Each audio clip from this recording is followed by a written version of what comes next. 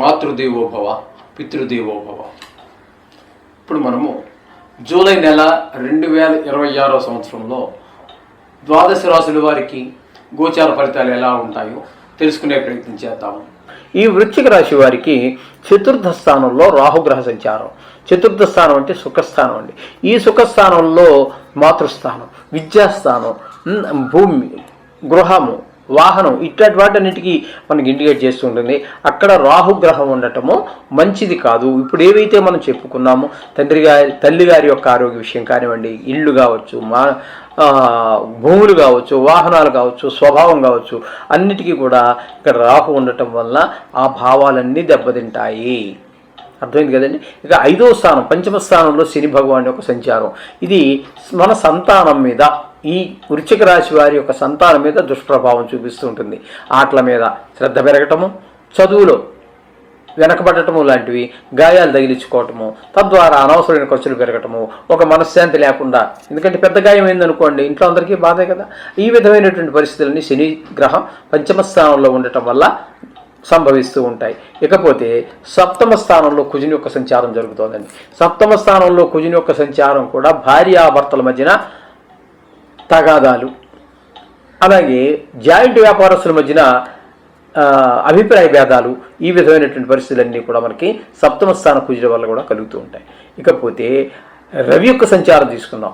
రవి అష్టమ స్థానంలో 16 రోజులు, 15 రోజుల పాటు అంటే 17వ తారీఖు నుంచి నెలాఖరు వరకు 9వ స్థానంలోనూ సంచారం చేస్తూ ఉన్నారు.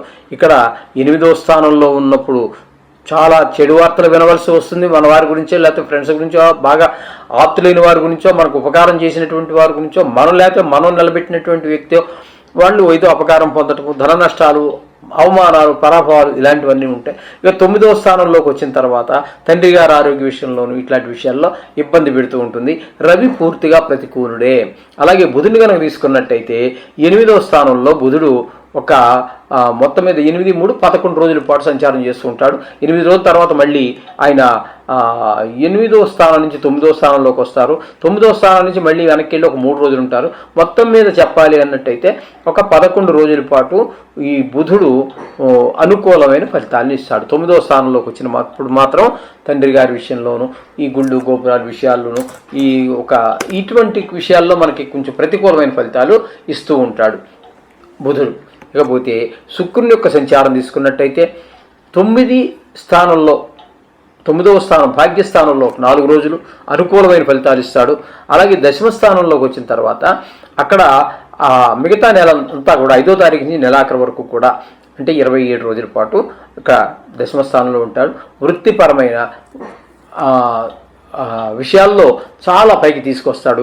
కొంతమంది సినిమా రంగంలో ఉన్నటువంటి వారికి, ఈ టీవీ రంగంలో ఉన్నటువంటి వారికి చాలా అనుకూలమైన ఫలితాలు ఉంటాయి.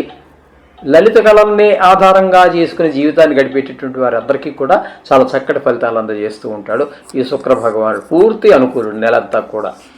కేతువుని తీసుకున్నట్టయితే కేతువు దశమ స్థానంలో కేతువు ఆయన వృత్తిపరమైన ఆటంకాలు కలగజేస్తాడు. ఇక్కడ శుక్రుడు మనకి వృత్తిపరంగా మన పైకి తీసుకురావడానికి ఆయన ప్రయత్నం చేస్తుంటే కేతువు వృత్తిపరమైన ఇబ్బందులు కలిగించడానికి మన ప్రయత్నం చేస్తుంటాడు. ఈ విధమైనటువంటి అంటే ఎవరి పని వారు చేస్తూ ఉంటారు. అర్థమైందండి. ఒకే రాశిలో ఇద్దరు ఉన్నప్పుడు అది దశమ స్థానం అంటే వృత్తిస్థానం. వృత్తిస్థానంలో 2 గ్రహాలు ఉన్నాయి. శుక్రుడేమో 27 రోజులు ఉంటాడు. ఆయన పైన ఆయన చేస్తున్నాడు, కేతు ఆయన పైన ఆయన చేస్తూ ఉంటాడు. ఈ విధంగా ఉంటుందన్నమాట అండి. ఒకే రాశిలో 2 గ్రహాలు ఉన్నాయి. అది ఏంటి దాని ఫలితం ఇక్కడ. ఎందుకంటే గోచారం అనేది రాశిని బట్టే మనం చెప్పుకోవాల్సి ఉంటుంది. అయితే ఇంకా కొంత డెప్త్ వెళ్ళినట్టయితే, లోపలికి వెళ్ళినట్టయితే, మూర్తిమంతం చూసుకున్నట్టయితే తెలుస్తుంది. కానీ మనకి ఇక్కడ అంత సమయాభావం వల్ల మూర్తిమంతం మనం చెప్పుకోలేకపోతున్నాం. ఇది గమనించండి. అంచేత ఏది ఏమైనప్పటికీ మనకి ప్రతికూలంగా, ఎందుకంటే ఇక్కడ ముఖ్యంగా రాహు ప్రతికూలంగా ఉన్నాడు, శని ప్రతికూలంగా ఉన్నాడు, కుజుడు ప్రతికూలంగా ఉన్నాడు, ఇక కేతు కూడా ప్రతికూలంగానే ఉన్నాడు. కాబట్టి మెయిన్ గ్రహాలు అన్నీ కూడా ఇంచుమించుగా మనకి ప్రతికూలంగానే ఉన్నాయి అని చెప్పుకోవాలి. 9వ స్థానంలో గురువు ఉన్నాడు. ఆయన కూడా 9వ స్థానంలో గురువు మాత్రం అనుకూలమైన ఫలితాలు ఇస్తాడండి. ఎందుకంటే పెళ్లి కానిటువంటి వారికి భాగ్యము, అలాగే అన్ని రకాలుగా దైవభక్తి పెరగటము, ఇట్లా పౌరపుణ్యం అంతా, ఇట్లాంటి అన్ని విషయాల్లో గురువు పూర్తి అనుకూలంగా ఉన్నారు. శుక్రుడు అనుకూలంగా ఉన్నాడు. రవి పాక్షికంగా, బుధుడు పాక్షికంగా, 2 గ్రహాలు పాక్షికంగా, 2 గ్రహాలు పూర్తిగా అనుకూలమైన పరిస్థితి అంచేత సుమారుగా ఉందని చెప్పుకోవచ్చు మనం వీరికి. ఏదేమైనప్పటికీ నవగ్రహాలు చదువుకోండి, సర్వ సౌఖ్యాలు పొందండి. శుభం భూయాత్.